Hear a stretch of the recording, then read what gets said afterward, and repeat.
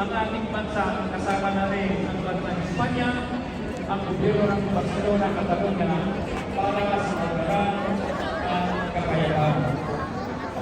Kaya, empowers Filipino to work towards unity and diversity, integration, solidarity, and cooperation to the well-being na ating kulturang Pilipino ay napakahalaga.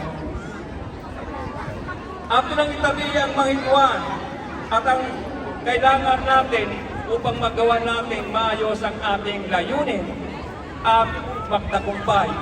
Tayo ay dapat na magrespetuhan. Respeto ay nakapahalaga.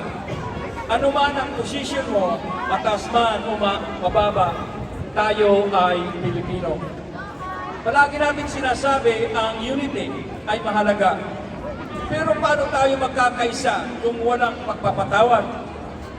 At paano parang mamayaman pa ang ating kultura, pero hindi tayo tayo-tayo lang, kundi isinama natin ang ibang lahi, isinama natin ang mga Espanyol, kaya napamiyembro na tayo sa kasama natin ang Casas Españolas.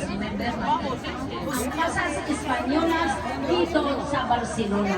Napuntahan namin yan, mga Casas. At lahat tayo ay napapamahal natin ang ating kultura Pilipina.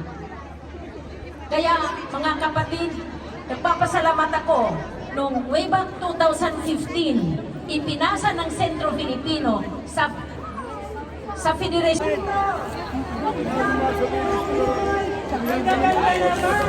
Sila po ay mula sa Grupo ng Pinoy Centro Filipino. We welcome